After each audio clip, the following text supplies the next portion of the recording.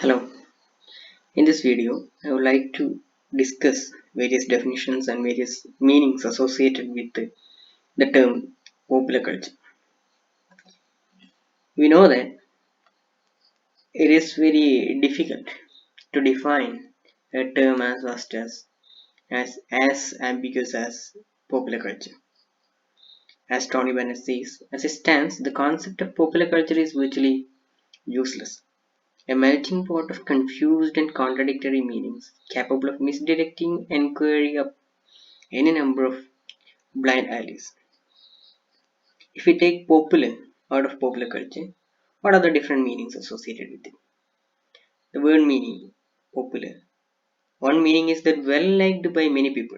When we say a popular actor or popular novel, it means well liked by many people.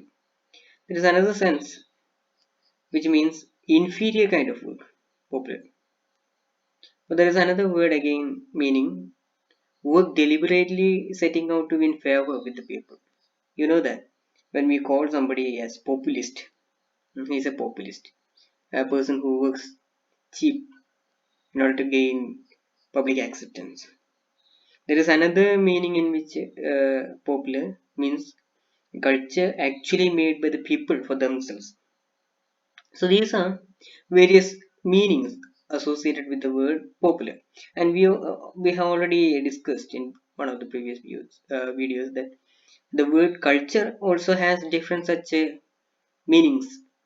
So the word popular evokes various meanings, and the word culture itself, as Raymond Williams said, is one of the very complicated words in English language.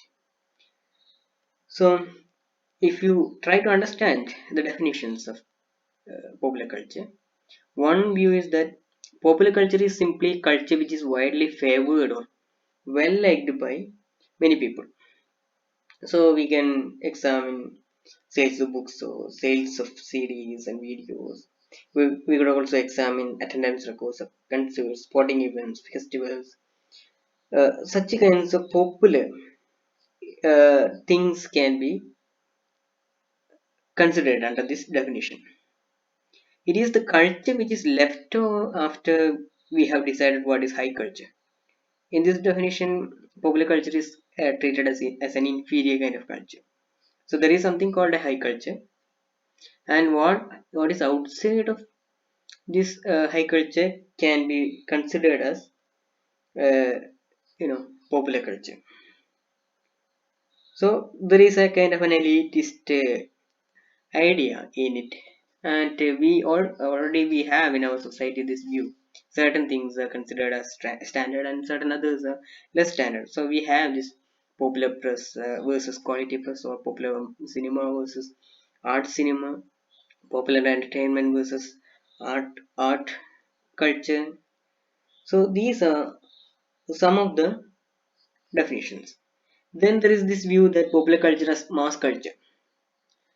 Here the problem is that popular culture here is a hopelessly commercial culture or mass produced for mass consumption.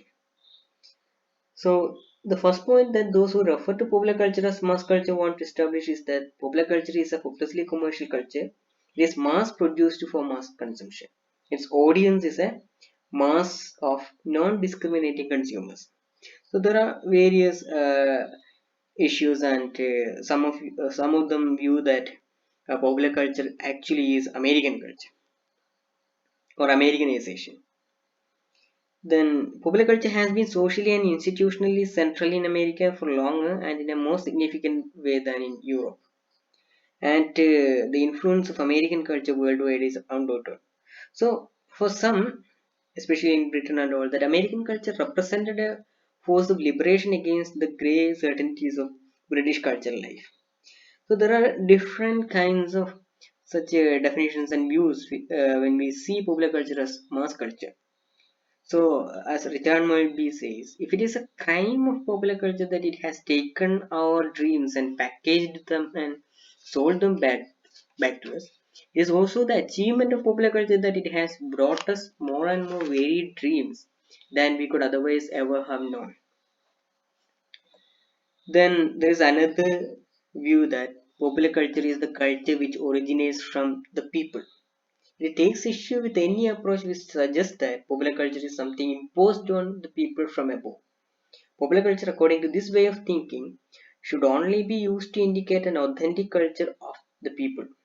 So it is a culture of the people for the people. As a definition of popular culture, it is often equated with a highly romanticized concept of working class culture, construed as the major source of symbolic protest within contemporary capitalism. Then there is this view that popular culture as a site of struggle between the resistance of subordinate groups in society and the forces of incorporation operating in the interest of dominant groups in society. So this is a kind of a view shared by many neo-Gramscian hegemony theorists.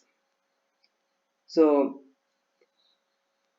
popular culture in this usage is not the imposed culture of the mass culture theorists, nor is it an emerging from below, spontaneously oppositional culture of the people. Rather, it is a terrain of exchange and negotiation between the two. A terrain, as already stated, marked by resistance and incorporation. Then there is this view based on postmodern theories. You know that postmodernism as a theory, they never accept the distinction between high culture or popular culture. That kind of a division they don't accept. But again, here there are issue like it means the final victory of commerce over cultures, according to some of the theorists and all that. So this kind of a conflict is there even within the postmodern theorist. Then there is the view that the popular culture is a culture that only emerged following industrialization and urbanization, as Raymond Williams argues in The Forward to Culture and Society. The organizing principle of this book is the discovery that the idea of culture and the word itself, in its general modern use, came into English thinking in the period which we commonly describe as that of industrialization. So, as a result of industrialization and urbanization, three things happened, which together had the effect of redrawing the cultural map. First of all, industrialization changed the relations between employees and employers. This involved a shift from a relationship based on mutual obligation to one based solely on the demands of what Thomas Carlyle calls the cash nexus. Secondly, urbanization produced a residential separation of classes.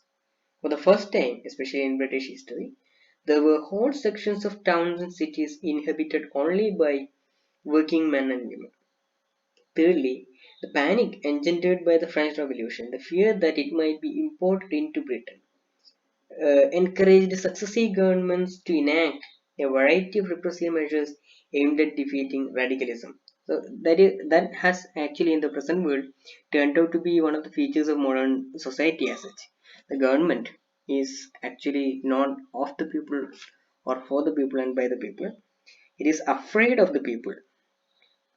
That is the newer way of seeing it. That is why the present governments are conducting surveillance over its own citizens and all that. So that is that all this come as an after effect of the industrialization and the urbanization period. So these are some of the ways in which we can come out with the definition of popular culture. Then, if you conduct a popular culture studies, so what we will be doing? The forms of popular culture studies, under popular culture analysis, we will be discussing films, music, sports, fashion, television, advertising, and comics and other kinds of things. And we'll be seeing issues like class, gender, sexuality, censorship, race, ethnicity, cultural imperialism, such kinds of issues in these forms, such as film, music, sports, fashion, etc. And we will be following an analysis like textual analysis and historical analysis or audience analysis, production analysis. So these are the ways in which we analyze these forms and these issues in those forms under popular culture studies. Okay, thank you.